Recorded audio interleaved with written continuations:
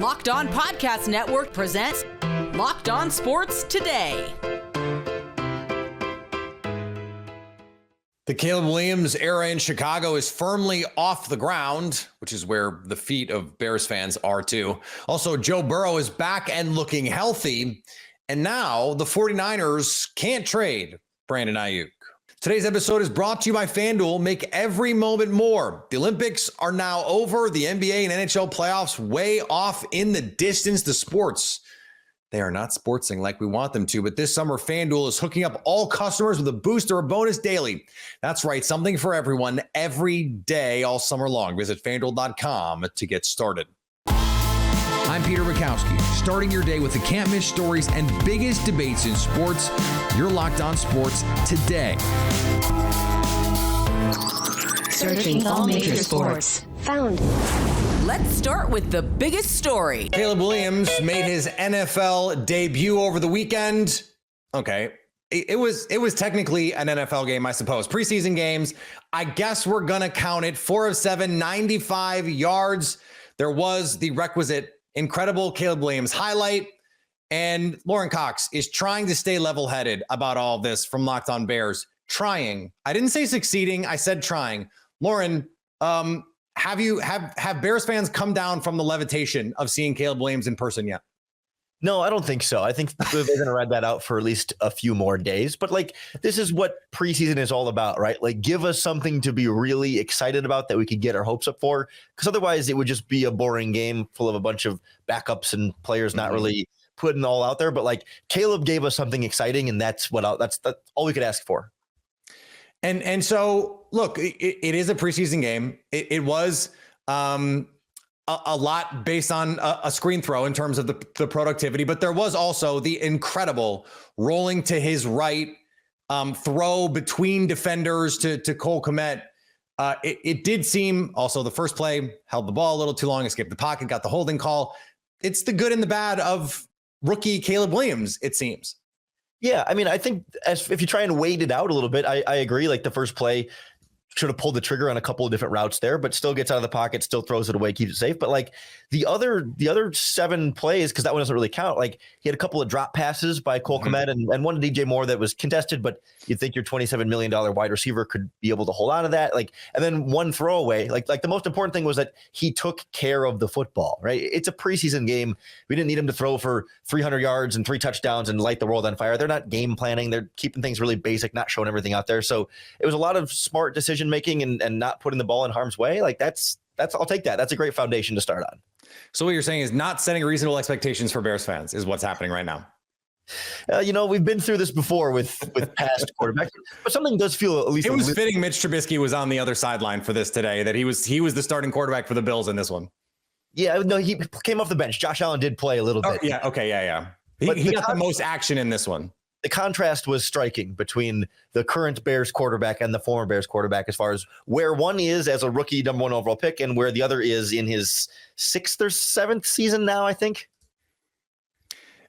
Anything else that caught your attention in this one? Obviously, Caleb Williams gets the headlines, but Rome Odunze gets his first action as a Chicago Bear. This is a defense that has been fortified a little bit. We understand, like, not everyone's going to play, but anything else you were able to take away going, hey, this is a team that has some fringe playoff buzz right now.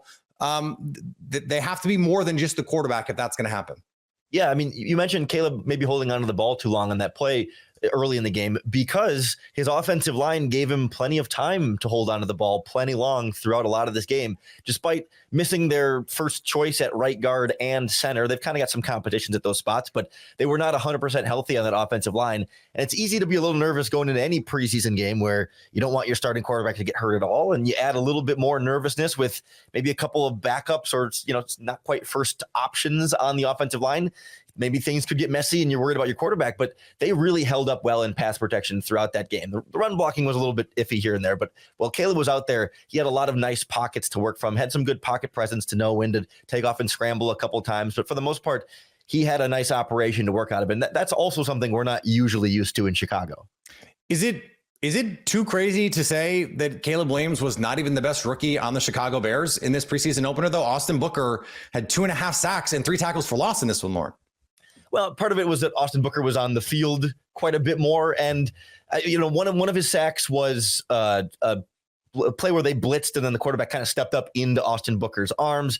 Another one was a play where they snapped the ball, but the offensive line didn't all move. So he just ran straight to Mitch Trubisky. And is what you're saying. Well, he did a good job of being alert, being aware, and having the kind of hustle and motor to say, no, I'm going to go get the quarterback. Like, even if it's not necessarily dominating pass rush moves. But I did think even in the plays where he wasn't actually bringing the quarterback down, he's continued to play really, really well against backups. And that's what you need him to do if he's going to be playing, rotational snaps against starters. You better be dominating backup offensive linemen if we're going to be able to trust you to go against starting offensive linemen in real games. Stay up to date all year on the Chicago Bears by subscribing to Locked On Sports Today and Locked On Bears on your favorite podcast app and on YouTube.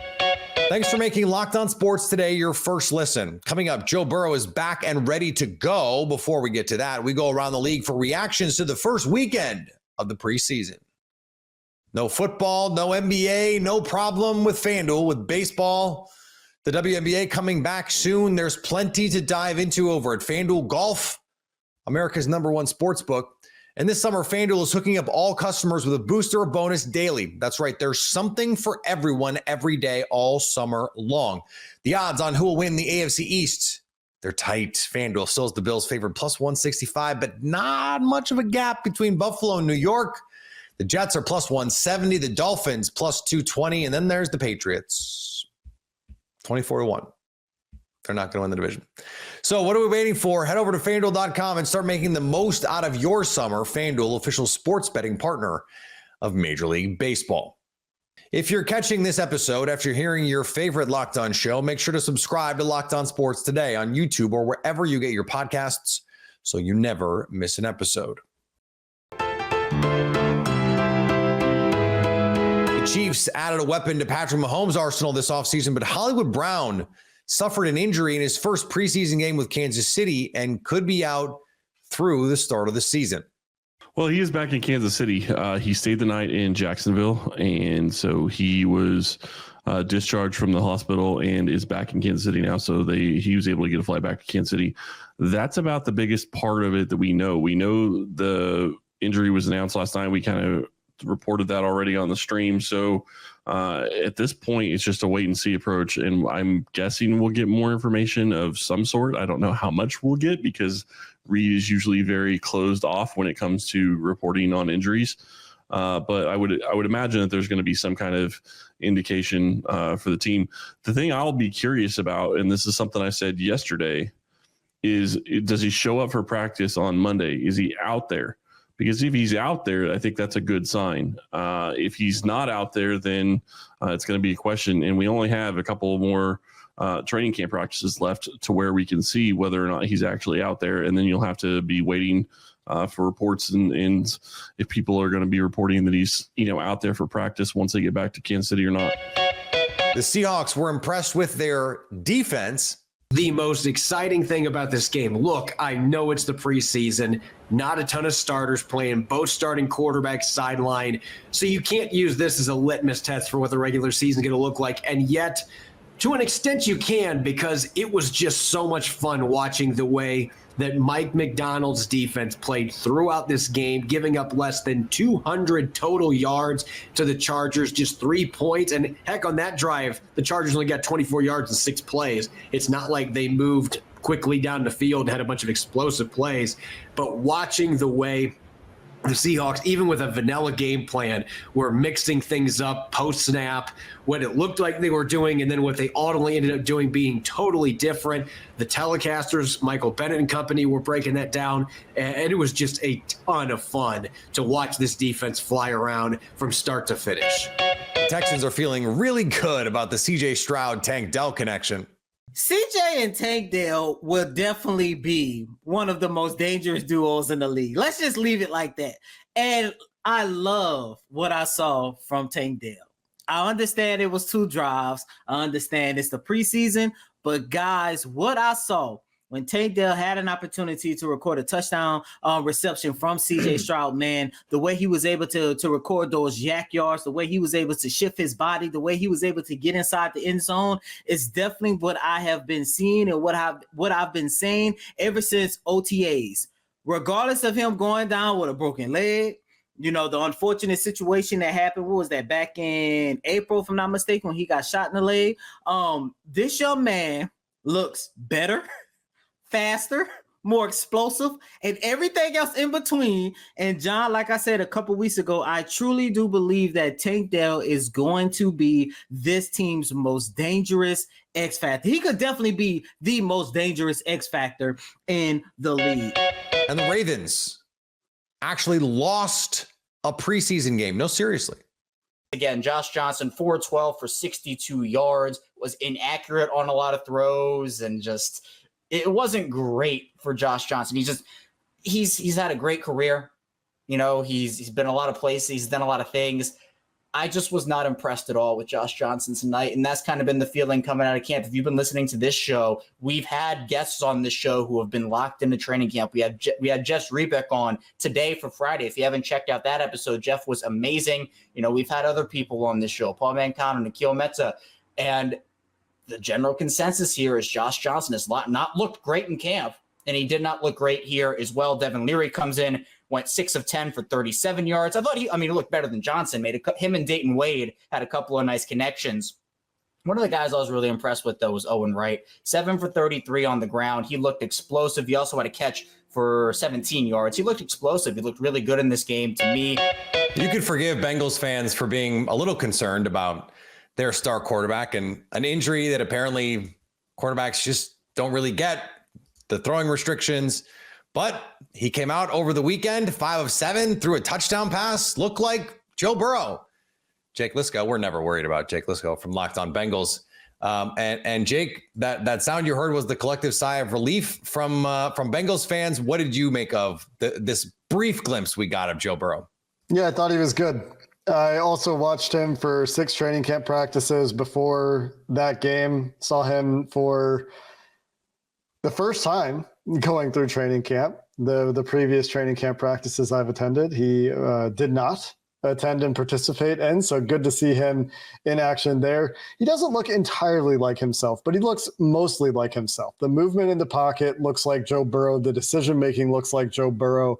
The accuracy inconsistently looks like Joe Burrow, and that did show up in that game. There's a high pass over the middle to Trenton Irwin that I don't think Joe was particularly pleased with his ball placement on. Even a crosser on 3rd down that goes for a 19-yard gain, I believe, to Andre Yosevach, who looks to be in line to play the slot for the Bengals this year in the place of Tyler Boyd, was just like a touch behind in a way that for most quarterbacks, you probably wouldn't really think about it. But for Joe Burrow, who makes so much of his money with A-plus ball placement and enabling his receivers to make plays after the catch due to that ball placement, it was perhaps notable, perhaps nothing. Like you said, it was a small sample size. His 2 incompletions, though, were a turfed screen that was blown up essentially by a safety blitz. There was no shot for Burrow to get that ball to the running back on the screen there, so he just throws it into the ground. The other one was, I thought, a pretty good throw to T. Higgins on a corner post, a double move into a bracket. It was like one double 85, which would now be 5 because T. Higgins changed his number. But the throw was maybe like a yard or 2 short. You can see T. Higgins' steps get a little bit choppy between the 5 and 3 yards into the end zone, and it maybe gives the DBs a chance to get back into the play. It wasn't a bad throw by any means, and I'm very much nitpicking here, but those were his 2 incomplete passes. He also had one sail over T. Higgins' head out of bounds that was called pass interference. But outside of that, like I said, the decision-making and the ball placement on the touchdown to T. Higgins, where he's running an out and Joe Burrow stops him to bring him back into the middle of the field away from the defender who's sitting on the out a little bit and gives T an opportunity to get into the end zone. It did show up. It's just getting more consistent over time. We're seeing him get more comfortable over time throughout training camp as he's working through his mechanics and figuring out how he needs to work as he recovers from that wrist injury. Another name for Bengals fans to be excited about is someone who's name has come up in training camp as well, and that is Jermaine Burton, who is a player out of Alabama with a ton of potential, a third-round pick, the 80th overall player. He had 3 catches for 82 yards and a touchdown, including a 38-yarder. In this one, there were some questions about non-football things with him, attitude, coachability, those kinds of things. But on the field, this looks like someone who has a chance to compete and be a factor for this offense. The question is, why did it take until the fourth quarter? And Zach Taylor after the game. That's when you have to be a little concerned. Zach Taylor did say after the game that the offense was just so bad when they went to the second team that he was more focused on figuring out how to get something going on offense than he was getting the right players into the game. But if Jermaine Burton was threatening to be a starter for this team this year, you're not waiting to see him until the fourth quarter. Yeah. He's either starting the game or very quickly getting into the game on the first drive with the twos when Joe Burrow goes out of the game. It wasn't that he just wasn't rotating, and you saw like a handful of snaps from him earlier in the game, but he didn't really start playing full-time snaps until the fourth quarter.